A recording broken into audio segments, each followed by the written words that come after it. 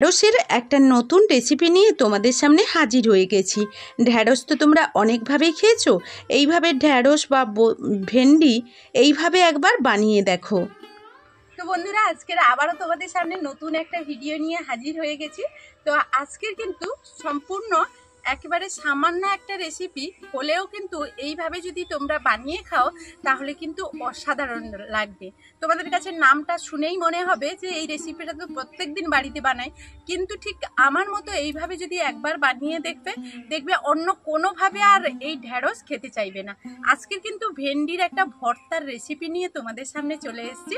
তো এই জন্য ভেন্ডির এই ভর্তার রেসিপি বানানোর জন্য প্রথমেই কিন্তু ভেন্ডিগুলোকে খুব নরম দেখেই নিতে হবে। এই রেসিপির জন্য নরম ছোট ভেন্ডি দেখেই নেবে, তাহলে এটা কিন্তু খুব ভালো হবে। প্রথমেই আমি এখানে বেশ কিছুটা, তোমরা তোমাদের পরিমাণ মতো ভেন্ডিগুলো নিয়ে নেবে। আমি বেশ কিছুটা এখানে ভেন্ডি নিয়ে নিচ্ছি। তো আমি এইরকম ছোট সাইজের ভেন্ডি নিয়ে এসেছি, আর ভেন্ডিগুলো ভীষণই নরম, এইরকম দেখে দেখে নিয়ে এসেছি। তো এই ভেন্ডিগুলোকে এখন আমি কি করব না, ধুয়ে পরিষ্কার করে নেব। প্রথমে কিন্তু ধুয়ে পরিষ্কার করে নেব। তো এখন আমি ভেন্ডির জন্য, ভেন্ডির যে ভর্তা বানাবো তার জন্য এরকম ছোট ছোট সাইজ করে নিচ্ছি। তোমরা চাইলে কিন্তু বড় বড় সাইজ বা পুরো গোটা অবস্থায় কিন্তু ভেন্ডির ভর্তাটা করতে পারো, কিন্তু তোমরা কেটে নেওয়ার চেষ্টা করবে, তাহলে কিন্তু ভর্তাটা দেখতেও ভালো লাগে, খেতেও ভালো লাগে। তো এখন আমার ভেন্ডিগুলো সবগুলো কাটা হয়ে গেছে। এখন আমি এইরকম একটা কড়াই নিয়ে নিয়েছি, আর কড়াইয়ের মধ্যে ভেন্ডিগুলো দিয়ে দেব। তো এখানে ভেন্ডিগুলোকে এমনি অবস্থায় সেদ্ধ করতে পারো, এখানে একটু পরিমাণ জল দিয়ে দেব।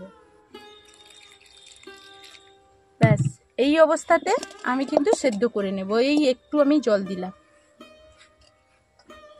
একটু লবণ দিয়ে দিচ্ছি। এখন এটাকে ঢাকনা দিয়ে সেদ্ধ করে নেব। এখন এইদিকে একটা কড়াই বসিয়ে দিয়েছি, এখানে কয়েকটা উপকরণ আমি এখন রেডি করে নেব।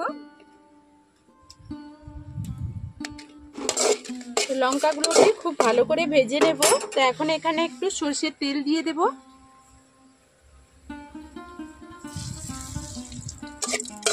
এখন লঙ্কাগুলো আমার লাল লাল করে ভাজা হয়ে গেছে, এইগুলো আমি এখন তুলে নেব। কয়েকটা কাঁচা লঙ্কা এইরকম কেটে নিয়েছি, এগুলোকে ভেজে নেব।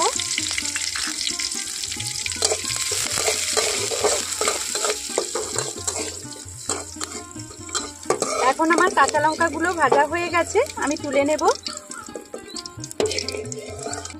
এখানে কয়েকটা পেঁয়াজ নিয়েছি, পেঁয়াজগুলো আমি সবগুলো দেব না, অনেকগুলোই নিয়েছি, আর কিছুটা কাঁচা রেখে দিলাম, কিছুটা কিন্তু আমি ভেজে নেব।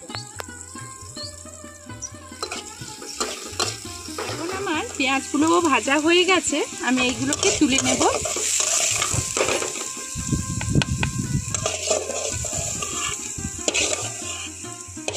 তো এইদিকে দেখো, আমি কিন্তু ঢ্যাঁড়সটাকে এইভাবে জলটা যতটুকু দিয়েছিলাম শুকিয়ে নিয়েছি। ঢ্যাঁড়সটাকে এইভাবেই সিদ্ধ করে নিতে হবে, আর একেবারেই সেদ্ধ হয়ে গেছে। দেখো,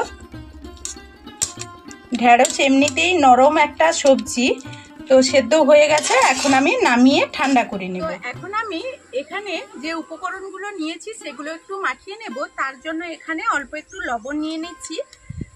আমাদের এটা মাথায় রাখতে হবে, আমরা ঢ্যাঁড়সের মধ্যে কিন্তু লবণ দিয়ে রেখেছি। এখন শুকনো লঙ্কাগুলো যে ভেজে রেখেছি সেগুলো খুব ভালোভাবে কিন্তু মাখিয়ে নেব। যতই আমরা কাঁচা লঙ্কা দেই, এই ভেন্ডির ভর্তাতে যদি শুকনো লঙ্কা দেওয়া যায় তাহলে কিন্তু ভর্তাটা খেতে খুব ভালো লাগবে।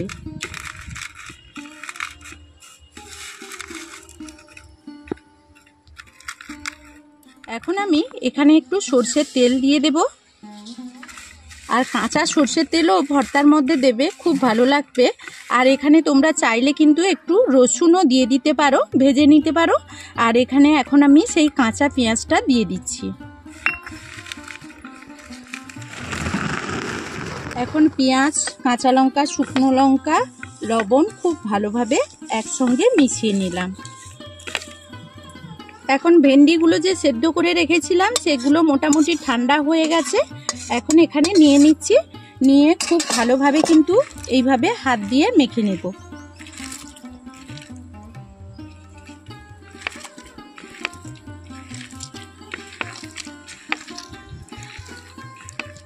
তো এখন আমি ভেন্ডিটাকে খুব ভালোভাবে সবগুলো উপকরণের সঙ্গে মিশিয়ে নিয়েছি। এখন শেষমেশ আরও একটু আমি এখানে সরষের তেল দিয়ে দেব।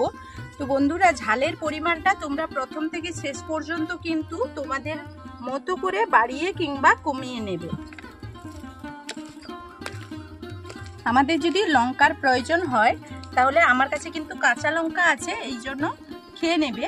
এই কারণে আমি আলাদাভাবে শুকনো লঙ্কা আর ভাজলাম না।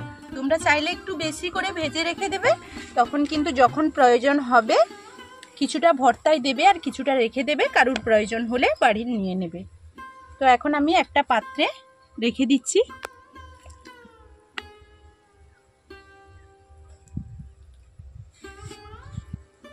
তো বন্ধুরা, এইভাবেই বাড়িতে যখন কোনো কিছু থাকবে না, যদি সবজির ঝুড়িতে ঢ্যাঁড়স পড়ে থাকে তাহলে